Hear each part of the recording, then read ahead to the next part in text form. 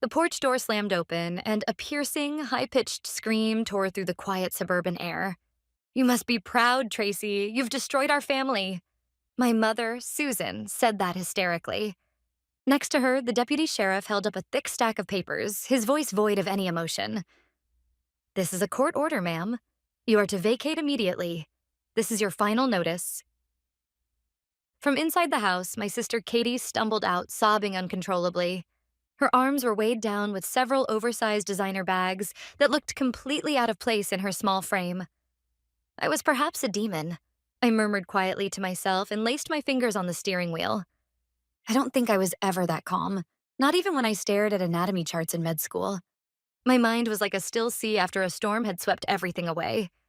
My mother noticed my car parked across the street. Her face was twisted with hatred as she pointed a trembling finger directly at me. Even hearing those words, my heartbeat didn't quicken. There was no sympathy, no regret. Only the cold, surgical resolve of a doctor holding a scalpel, ready to end what needed to be ended. My father left a silent promise that my daughter Nicole and I should be able to live safely. Who had trampled that promise underfoot? Why had it come to this? Just a few hours ago, I was only thinking of the warm pancakes I would share with my daughter. The clock read 8 a.m. After a grueling 36-hour shift in the trauma unit, I was finally done. Leaving behind the chaos of the ER, I walked toward the parking lot, blinded by the morning sun. My thoughts were hazy, clouded by caffeine and exhaustion. First, I headed to the home of Nicole's best friend, where she had spent the night. She had been counting down the days, excited for the weekend sleepover. When I rang the doorbell, Nicole appeared in her pajamas, rubbing her sleepy eyes as she ran toward me. "Mom, you're home." "I'm back, Nicole. Did you have fun?" "Yes, so much fun." Her bright smile thawed my stiffened heart just a little.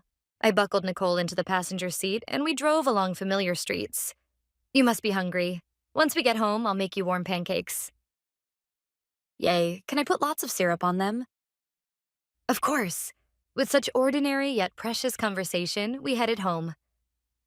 Parking in front of the porch, Nicole and I walked toward the front door. I shed my heavy scrubs and enjoyed a warm breakfast with my daughter. That was all that mattered. But when I was at work one day, that ordinary morning came to a sudden end at that very door. I received an unbelievable phone call from Nicole. Um, Mom, the door. It won't open."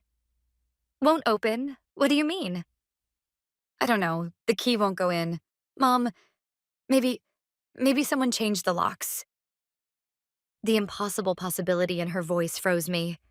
Beyond Nicole's fear, I thought I saw Susan and Katie's mocking smiles. I told my supervisor, "There's a family emergency," and bolted from the hospital without waiting for approval. Outside, the rain poured like someone had turned a bucket upside down.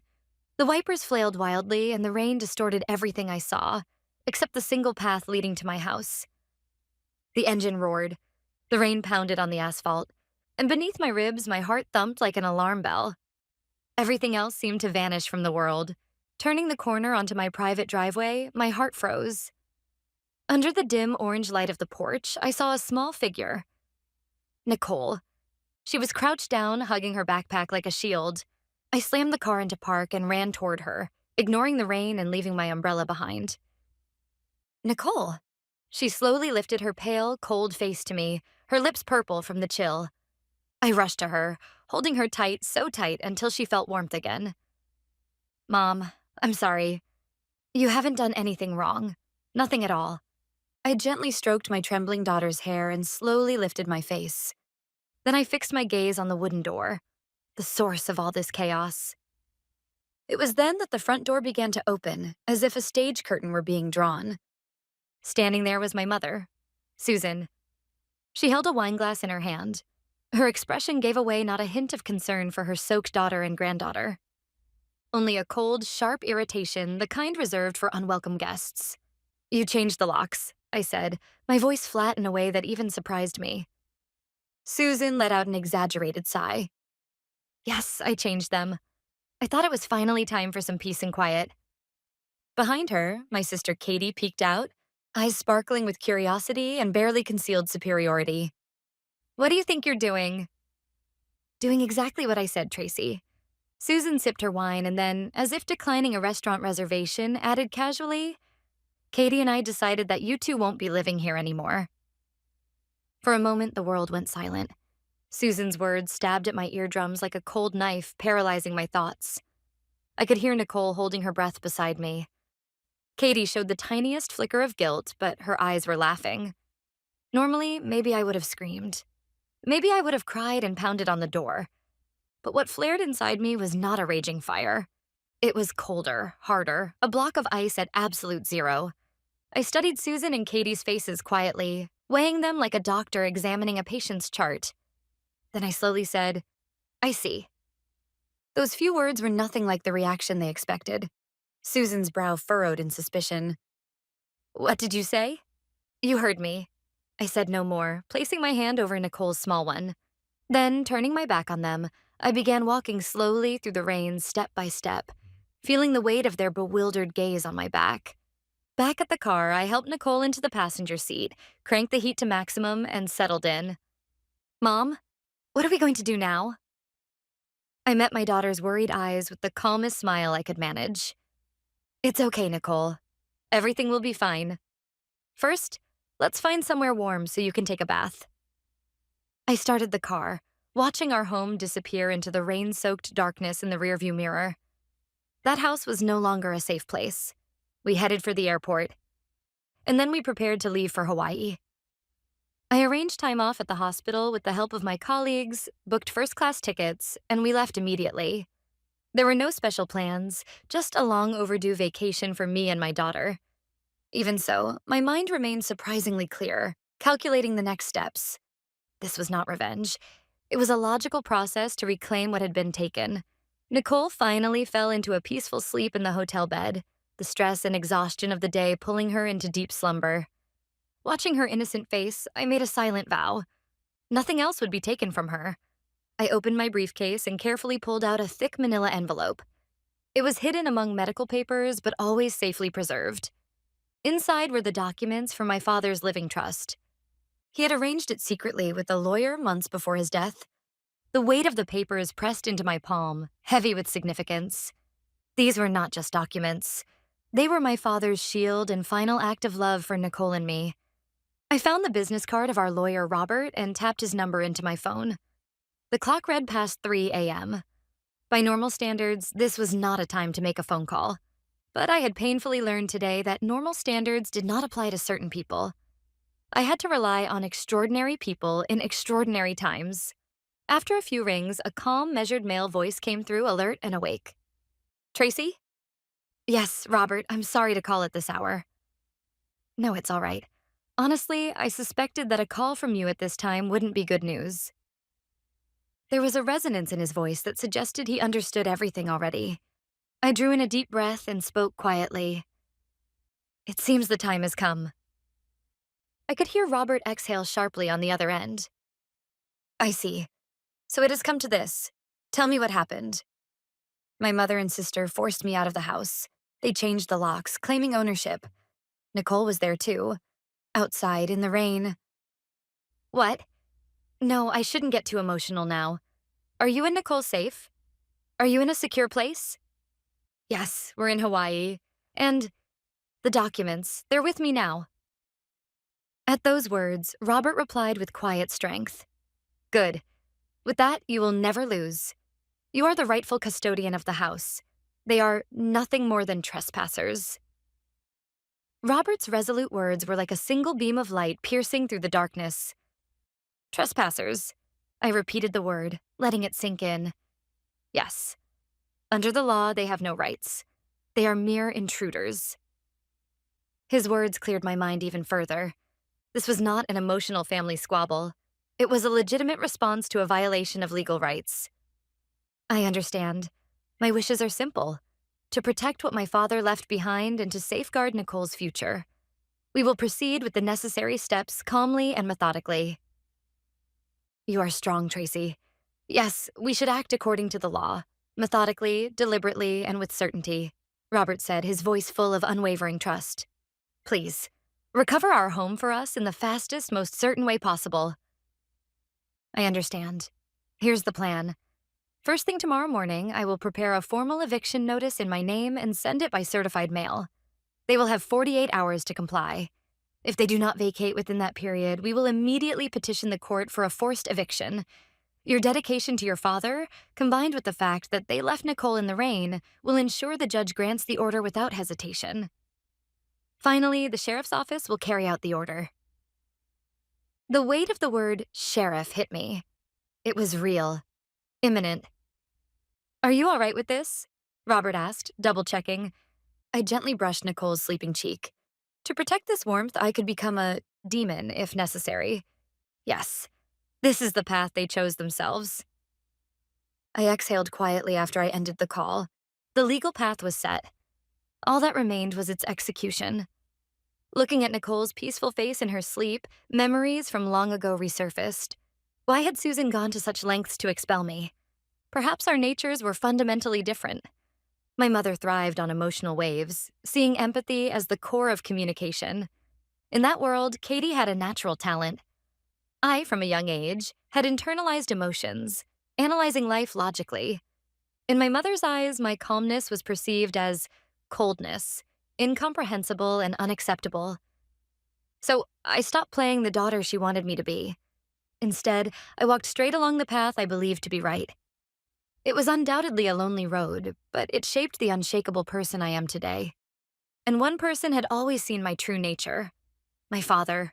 One night, while I was reading a thick medical text in the study, he quietly said, "Tracy, you look at the heart of things. That quiet strength isn't something everyone has. You are fine just as you are." Those words became my compass. What I am about to do is not emotional revenge. It is a necessary battle to protect the dignity of the person my father believed me to be, and the future he entrusted to me and Nicole. I quietly clenched my fists. A week had passed since I was driven from my home. During that time, I had not simply waited idly. I stayed in daily contact with Robert, cared for Nicole's emotional well-being, and quietly honed my mind for the day to come. Meanwhile, Katie's social media broadcasted their foolishness to the world. Here's to a new chapter. The caption accompanied a photo of Susan and Katie raising wine glasses in the study that had once belonged to my father, smiling broadly as if celebrating victory. In the background, the bookshelf filled with memories of my father had been removed, replaced by tasteless decorations that peeked into the frame. They were unknowingly broadcasting evidence of their own crime to the world. It was the evidence that would strangle them, yet they had no idea. They didn't have a clue that it had become the bell tolling the end of their brief paradise. That day, the postal worker handed over what appeared to be an ordinary envelope to them, but the sender's field bore the unfamiliar stamp of a law firm, along with a green certified mail sticker affixed to it. "What's this?" Katie accepted it hesitantly and handed it to Susan in the living room. "Probably some kind of sales pitch again," Susan said, presumably opening the envelope elegantly with a wine glass in hand. But as her eyes scanned a few lines, her fingers froze. I could imagine the color draining from her face. Notice of eviction. Trespassing.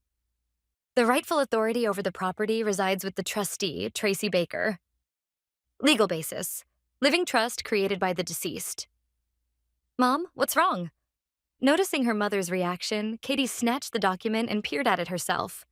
Her cheerful expression froze instantly. "You've got to be joking. Trespassing us? What does this mean?" The wine glass slipped from Susan's trembling hand, shattering loudly on the floor. The high-pitched crash sounded like a fanfare announcing the end of their fragile kingdom. Broken glass scattered across the floor, but neither Susan nor Katie had the composure to clean it up. "What does this mean? That girl sent us this. How dare she?" Susan broke the silence first.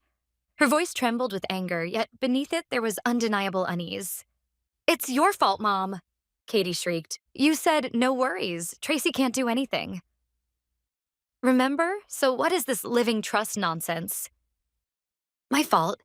You were the one celebrating getting this big house." Just a week ago, they had sat on the same sofa, laughed, and shared dreams. Now they were like wild animals, clawing at each other, tossing the responsibility ball back and forth, desperate to avoid it themselves. "Anyway, call our lawyer. We need our lawyer right now," Susan yelled. Katie hurriedly grabbed her smartphone to call a small, family-run law firm. the same lawyer who had helped with my father's will once. From the speakerphone came a disinterested male voice. Yes, yes. So what does the document say? It says we're trespassing. Us. Tracy is behind this. You have to fix this. Susan ranted. Please calm down, ma'am. What legal basis does the document cite? Katie read the words aloud with a trembling voice. Living, trust, basis, trustee, Tracy. On the other end, I could hear the lawyer exhale deeply, the weight of it evident. A living trust. And the trustee is Tracy? That's what I'm saying. Can't you do something about it? Susan shouted, barely containing her frustration. I'm afraid, ma'am, that legally you have no standing in this matter. The two of them were left speechless by that merciless declaration. The lawyer's words must have sounded as if they came from a distant, unreachable world. The 48-hour eviction notice passed, yet the house door remained firmly closed. Susan probably insisted, "What's wrong with me living in my husband's house?" Katie deleted all social media posts, fearful and clinging to her mother's authority. Then came the fateful Thursday morning. We returned from Hawaii and parked across the street. Nicole sat beside me, witnessing the reality and our new beginning. At exactly 10 a.m., a single sheriff's patrol car quietly pulled up in front of the house. Two sturdy deputy sheriffs stepped out. Without unnecessary movements, they climbed the porch steps and knocked on the door with solemn precision. From this point on, the scene seemed to unfold in slow motion. The door burst open and Susan appeared, her face twisted in fury. What is the meaning of this? This is a court-issued eviction notice.